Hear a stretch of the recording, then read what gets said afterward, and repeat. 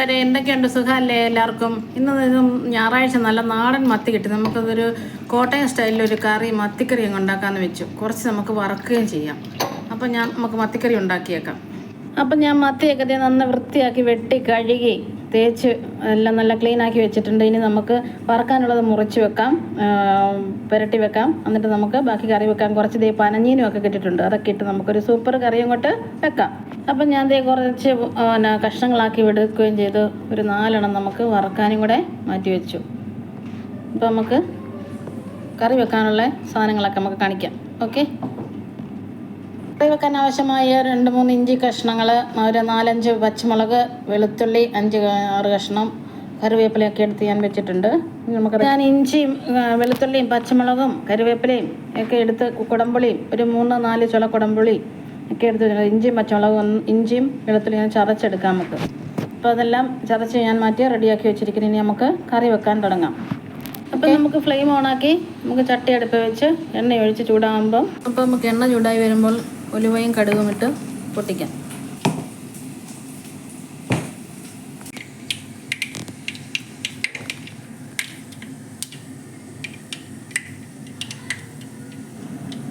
ഉലുവയും കടുവും നന്നായിട്ട് മൂത്ത് പൊട്ടി വരുമ്പോൾ അതിലേക്ക് വെളുത്തുള്ളി ഇടും, ഇഞ്ചി ചതച്ചതും പച്ചമുളകും കറിവേപ്പിലയും ഇട്ട് നമുക്ക് വഴറ്റിയെടുക്കാം.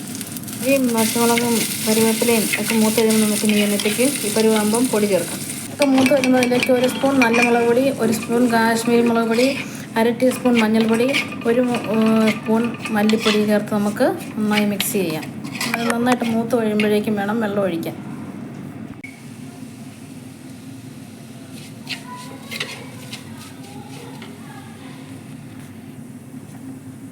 അല്പം മൂത്ത് കഴിയുമ്പോൾ ഞാൻ അതിലേക്ക് ഇത്തിരി പുളിയും കൂടെ കുടംപുളിയും കൂടെ ചേർത്ത് ഇളക്കും. നന്നായിട്ട് മൂത്തിട്ടുണ്ട്. വീഡിയോയുടെ വെട്ടം കൊണ്ട് കാണാതെ മൂത്തില്ലെന്ന് തോന്നുന്നത് കേട്ടോ.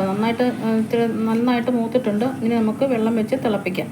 പുളിയും കൂടെ ഇട്ട് ഇളക്കി വെള്ളം കൂടെ വെച്ച് നന്നായിട്ട് അരപ്പ് മൂക്കണം.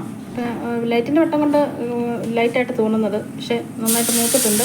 നമുക്ക് വെള്ളം ഒഴിച്ച് തിളപ്പിക്കാം. 1 കിലോ മത്തിയാണ് എടുത്തിരിക്കുന്നത്. 1 കിലോ മത്തിക്ക് ആവശ്യമായ വെള്ളം വെച്ച് നമുക്ക് നന്നായിട്ട് നന്നായിട്ട് നല്ല വെട്ടി തിളച്ച് നല്ല അരപ്പൊന്ന് വേകണം. ആ പരുവത്തിലാക്കി എടുത്തിട്ട് വേണം മീനിട്ട് കൊടുക്കാൻ. കൂട്ടുകാരെ, മത്തിക്കറിയുടെ അരപ്പൊക്കെ നന്നായിട്ട് തിളച്ച് വെന്ത് വരുന്നുണ്ട്. നമുക്കിനി മത്തി ഇട്ട് കൊടുക്കാം. മത്തി കഷ്ണങ്ങൾ നമുക്ക് ഇട്ട് കൊടുക്കാം, വേകട്ടെ. അപ്പോൾ നമ്മൾ മത്തി കഷ്ണങ്ങളൊക്കെ ഇട്ട് കൊടുത്തിട്ടുണ്ട്. ഇനി നന്നായിട്ട് വേകട്ടെ. നമുക്ക് അടച്ച് വെച്ച് കൊടുക്കാം. ഓക്കെ, അപ്പം മക്കളെ, നമുക്ക് മൂടിയൊക്കെ ഒന്ന് തുറന്ന് നോക്കി നമുക്കൊന്ന് പതിയെ ഒന്ന് ഇളക്കിയിട്ട് കൊടുക്കാം. ഇടം വരെ ആയെന്ന് നമുക്കൊന്ന് അറിയണ്ടേ. അപ്പോൾ ഒന്ന് പറ്റി തിരിച്ച് നന്നായിട്ട് വരണ്ട് വരാൻ വേണ്ടി നമുക്കൊന്നുകൂടി ഒന്ന് ഇളക്കിയിട്ട് കൊടുക്കാം.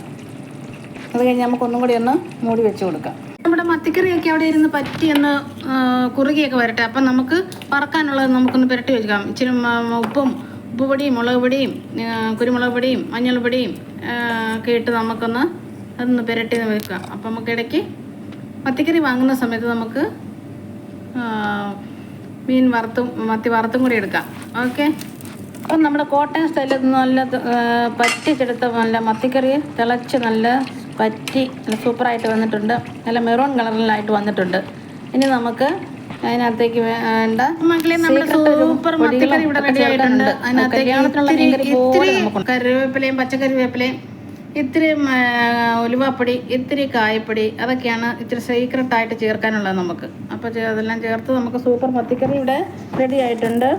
അപ്പോൾ നമുക്ക് ഇനി മീൻ വറക്കാം. അപ്പോൾ നമുക്കിനി മത്തിക്കറി റെഡിയായി. ഇനി നമുക്ക് മീൻ വറക്കാം. അപ്പോൾ പാൻ അടുപ്പിൽ വെച്ച് എണ്ണ ഒഴിച്ച് പച്ചക്കറിയൊക്കെ ഇട്ട് നമുക്ക് മത്തിനെ നമ്മൾ ഒരുക്കി വെച്ചിട്ടുണ്ടല്ലോ, അതിനെ നമ്മൾ കിടത്തി കൊടുക്കാം. അപ്പോൾ മത്തി നമ്മൾ വറക്കാനായിട്ട് ഇടുക. ഇവിടെ ഇരുന്ന് മത്തി മുരിഞ്ഞ് നന്നായിട്ട് വെന്ത് മുരിയട്ടെ. അപ്പം മത്തി ഒരു വശമൊക്കെ ഒരു സൈഡിൽ നന്നായിട്ട് മുരിഞ്ഞിട്ടുണ്ട്. നമുക്കൊന്ന് മറിച്ചിട്ട് കൊടുക്കാം.